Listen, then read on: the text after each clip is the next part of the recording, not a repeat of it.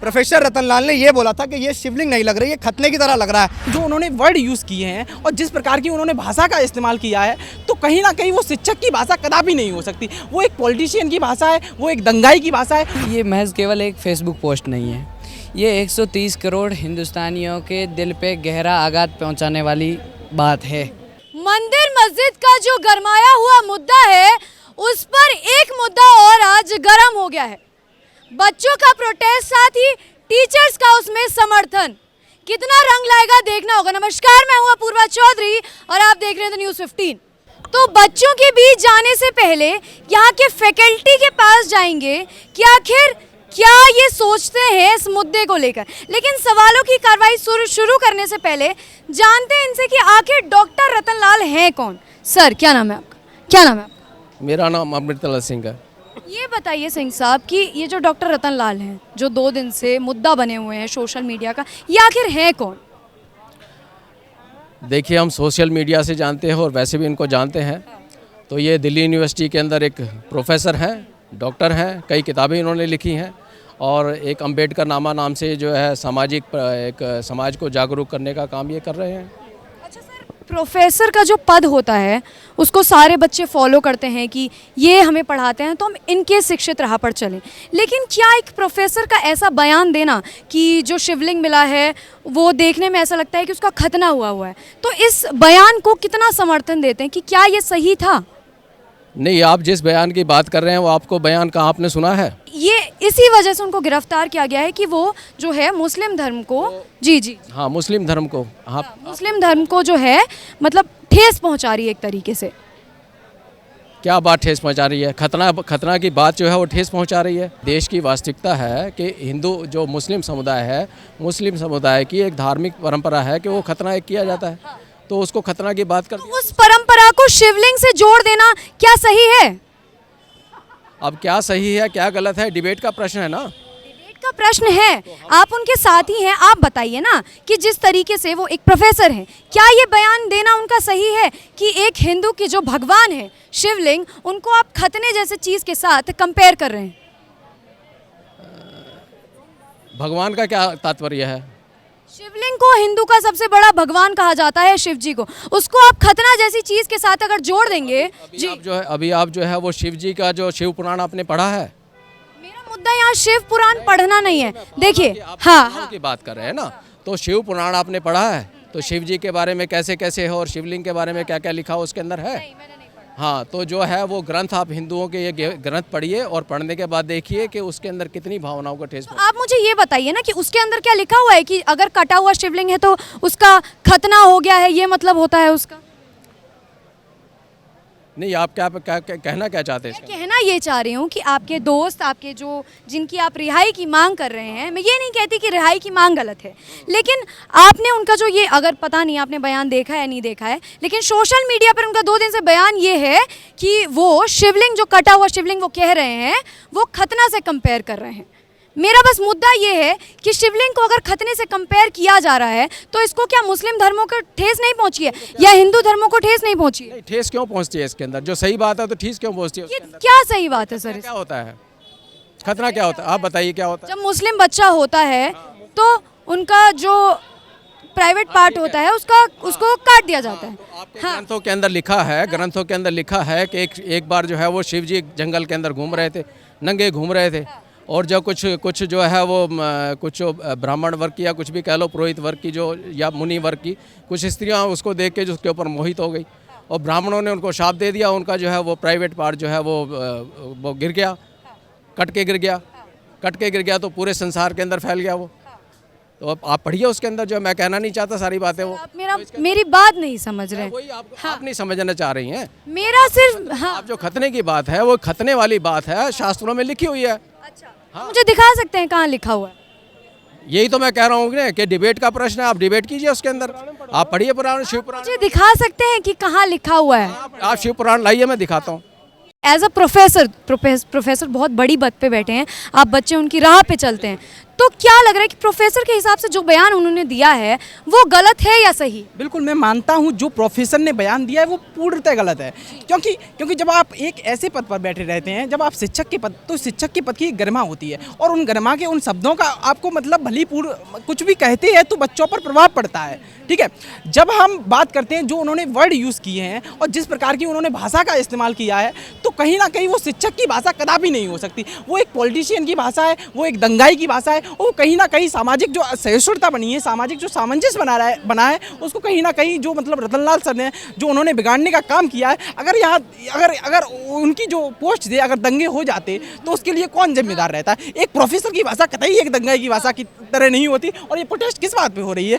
क्या अगर उनको जेल में नहीं डाला जाता, उनके ऊपर कार्रवाई नहीं किया जाता, तो ये लोग कल कहते कि आपने पुलिस से कहते कि आपने कार्रवाई नहीं की, आपने इस व्यक्ति को खुला कैसे छोड़ दिया?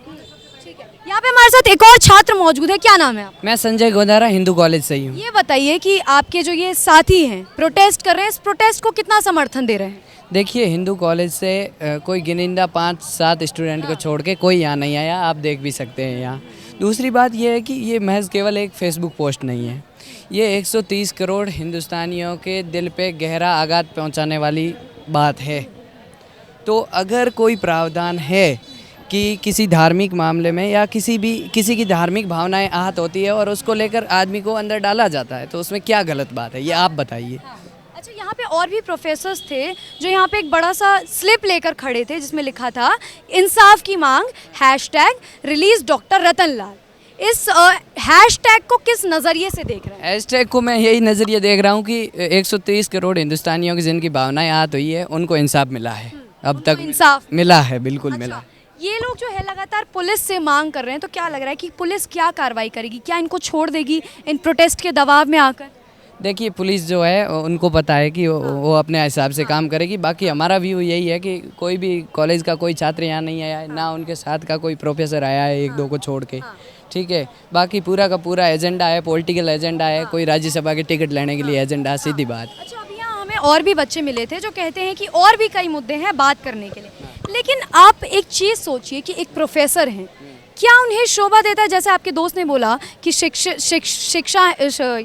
हैं आप, माफ़ कीजिएगा, तो ऐसी पोस्ट लिखना क्या शोभा देता है? बिल्कुल, रतनलाल जी का इतिहास रहा है। मैं खुद हिस्ट्री डिपार्टमेंट से हूँ, तो वो जब भी क्लास में आते हैं तो हर रोज़ ऐसे विवादित बयान देते हैं, लेकिन हम सर की इज्जत रखते हैं और चलो छोड़िए, इस बात को छोड़िए। तो हर रोज़ हर क्लास में ऐसे विवादित बयान देते हैं, उससे कोई देश का माहौल इससे ठीक नहीं हुआ। जैसा भैया ने बताया कि इस मामले से आगे बढ़कर मामला अगर सांप्रदायिक रूप लेता है तो इससे फ़ायदा क्या होगा, ये बताइए आप। प्रोफेसर को क्या शोभा देता है? अच्छा सर, आप दोनों जो हैं यहाँ इतने सारे बच्चों के बीच में, इतने सारे तो खैर नहीं, कम तादाद हो गई है अब, इनके बीच में आप उनके खिलाफ बोल रहे हैं, तो क्या आपको डर नहीं है कि अगर आपके कॉलेज के टीचर्स देखेंगे तो कुछ कहेंगे या कॉलेज से निकाल देंगे? क्योंकि जब हम फ्रीडम ऑफ एक्सप्रेशन की बात कर रहे हैं तो हम फ्रीडम ऑफ एक्सप्रेशन में अपने जो भावों को व्यक्त कर सकते हैं और इस रूप से कर सकते हैं कि दूसरे की भावनाएं आहत ना हो।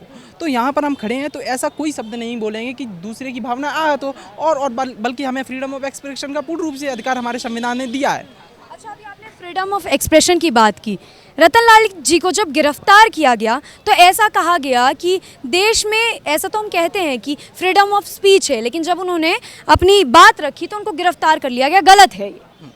देखिए, आप देखो, अगर आप उसको एक दलित के चश्मे के रूप से देखेंगे, अगर आप उस तरीके से देखेंगे, ये मेरे परिवार का व्यक्ति है और ये मेरे परिवार का व्यक्ति है, अगर इसने इसने क्राइम किया है, और इसको छोड़ दिया जाए, ठीक है, तो मैं इसके बिल्कुल विपरीत हूँ। अगर मेरी आइडियोलॉजी का व्यक्ति है, मेरे समाज का व्यक्ति है, अगर उसने रेप किया है, उसने मर्डर किया है, उसने किसी की भावनाओं को आहत किया है, अगर वो गलत है तो उसके ऊपर कार्रवाई करने की आवश्यकता है। अच्छा, मैं कैमरा पर्सन से कहूँगी जरा यहाँ पीछे दिखाएं। जब इन दो छात्रों ने उनके खिलाफ बोला तो ये उनसे लड़ने लगे। जी सर, क्या कह रहे थे आप? क्या कह रहे थे अभी? मैं कह रहा कि किसकी भावनाएं आहत हो गई? सभी आपके खिलाफ, मतलब आपके हिसाब से? जी बताता हूँ। तमाम तरह की बातें की जा रही थी। 2 छात्रों ने एक बात ये कही थी कि भाई भावनाएं आहत हुई हैं समाज की। अभी एक ऐसा स्टेटमेंट बोल के गए कि उन्होंने क्या किया था, उन्होंने खतना वतना से तुलना की थी शिवलिंग की, उसमें भी शायद किंतु लगा था। अगर उस पोस्ट को पढ़ेंगे, आपने पोस्ट पढ़ी है ना, उसमें कोई शायद नहीं लगा था और नहीं लगा था। और एक चीज और एक हाँ ठीक है, हाँ, आप एक फ्रीलांस जर्नलिस्ट हैं या फिर किसी नहीं, मैं फ्रीलांस जर्नलिस्ट हूँ। फ्रीलांस तो मुझे नहीं लग रहा है। एक मिनट, आप अच्छा, क्यों नहीं? तो लगने रहे हैं। क्यों नहीं लगा? क्यों? हम उन 2 छात्रों से अगर बात करें तो आपको क्या तकलीफ है कि वो मुझे कोई तकलीफ नहीं है, उनका काम है फ्रीडम ऑफ एक्सप्रेस, वो अपनी बात एक्सप्रेस करें। प्रोफेसर रतन लाल ने क्या लिखा था? उन्होंने ये लिखा था कि जो शिवलिंग मिला है वो खतने जैसा है, खतने जैसा है, वो प्रूफ हुआ वो शिवलिंग है। और उसके आगे वो कटा हुआ शिवलिंग था, वो कटा हुआ शिवलिंग था, वो सर्वे ने बोला है, मैंने नहीं बोला है। सर्वे का जो रिपोर्ट आया है ना, सर्वे का जो रिपोर्ट आया है ना, हाँ। अच्छा, किसी की भावनाएं आहत नहीं हो रही, आप किसी मस्जिद को तोड़वा रहे हैं, वो भावनाएं आहत नहीं हो रही हैं। बात यहाँ मस्जिद और मंदिर की नहीं है, बात यहाँ, हाँ। प्रोफेसर रतन लाल ने ये बोला था कि ये शिवलिंग नहीं लग रही है, खतने की तरह लग रहा है। उन्होंने शिवलिंग को नहीं बोला, तो कंपेयर उन्होंने किया ना खतने के साथ ही, क्यों? अच्छा, तो क्या होगा? बताया, उन्होंने सिर्फ बताया कि ये शिवलिंग। अरे तो बताना, खतने के अलावा भी और भी वर्ड्स हैं। खतना होता क्या है? आप मुझे बताइए, आप मुझे मत बताइए। देखिए, आप मुझे मत बताइए कि मैं क्या हूँ क्या नहीं हूँ। आप मुझे मत बताइए, आप मुझे मत बताइए कि मैं क्या हूँ और क्या नहीं हूँ। आप बस मुझे एक चीज बताइए, मैं एक तरफा बात नहीं कर रही हूँ। खतना is a very different thing. खतना बहुत अलग चीज होती है, शिवलिंग बहुत अलग चीज होती है। एक मिनट, अभी यहाँ पे कुछ प्रोफेसर्स डॉक्टर रतन लाल के समर्थन में वो पैम्पलेट लेके खड़े हुए थे, आपने उनको भी घेर लिया कि उन्होंने क्या ये सही है? भावनाएं आहत नहीं हो रही? क्या इस देश में मुस्लिम कम्युनिटी नहीं रहती है, उनकी भावनाएं नहीं है, या जो हिंदू है वही भावना है? तो मैंने तो दोनों का पक्ष रखा ना। रतन लाल जो है वो दिवाली बनाते थे, वो होली बनाते थे, वो सारी चीजें करते थे। एक हिंदू होने के बावजूद अगर एक प्रोफेसर किसी चीज को बोल रहा है, उसकी नैतिक जिम्मेदारी है। वो बहुजन एक्टिविस्ट भी हैं। अरे तो वो बोल क्या रहा है ये भी तो देखिए आप। उसके बाद वो एक इतिहासकार भी है। अगर हमने इतिहास पे बोला है तो इंडियन कॉन्स्टिट्यूशन ने हमें अधिकार दिया। अरे तो आप बोल रहे हैं हमें अगर कोई चीज, अब मुझे ये चीज नहीं लग रही है शिवलिंग, तो मैं बता रहा हूँ कि मुझे नहीं लग रही है। तो आप ऐसे बोलेंगे ना, आप ऐसे बोलेंगे ना, आप एक, अगर ये मुझे कटा हुआ दिख रहा हूँ, बोलूंगा जी मुझे शिवलिंग तो नहीं लग रहा है, मुझे खतने की तरह लग रहा है। किसको बोलेंगे ना? किसको? ये शिव जी की मूर्ति तो नहीं है। ये कैसे साबित हो गया शिव जी की मूर्ति? तो उन्होंने बोला ना जो चीज वहाँ मिली है। ये बोतल यहाँ से निकल आएगी, इस आकार में शिवलिंग है। बोतल अलग चीज होती है। तो आप मेरी बात नहीं सुन रहे। उन्होंने जो बयान दिया, उन्होंने क्या बोला? खतने को शिवलिंग के साथ कंपेयर। सबसे बड़ी बात आप मुझे मत सिखाइए, आप मुझे मत सिखाइए, आप मुझे मत सिखाइए। पहली बात आप मुझे मत सिखाइए, आप मुझे मत सिखाइए, आप मुझे मत सिखाइए। आप होते कौन है मुझे सिखाने वाले? आप मुझे होते कौन है ये बताने वाले? आप ये कौन होते हैं बोलने वाले? आप कौन होते हैं? आप होते कौन है ये बोलने वाले कि मैं फ्रीलांस जर्नलिस्ट हूँ या नहीं हूँ? आप आए हैं मुजोरी करने, आप आए हैं मुजोरी करने। आपका कोई हक नहीं है, आपका कोई हक नहीं है ये बोलने का कि मैं फ्रीलांस जर्नलिस्ट हूँ या नहीं हूँ। समझ आया? आपसे पहले काफी भी लोग, आपसे पहले काफी लोग आए हैं जिनके पास ज्ञान की कमी, उनके मुंह नहीं लगता हूँ। धन्यवाद। मत लगिए। जब लोगों के पास तथ्य नहीं होता है बोलने के लिए तो वो यही बोलते हैं। और दूसरी चीज, ये लोग कोई नहीं होते जर्नलिस्ट को ये सिखाने वाले कि आप पत्रकार हैं या नहीं है।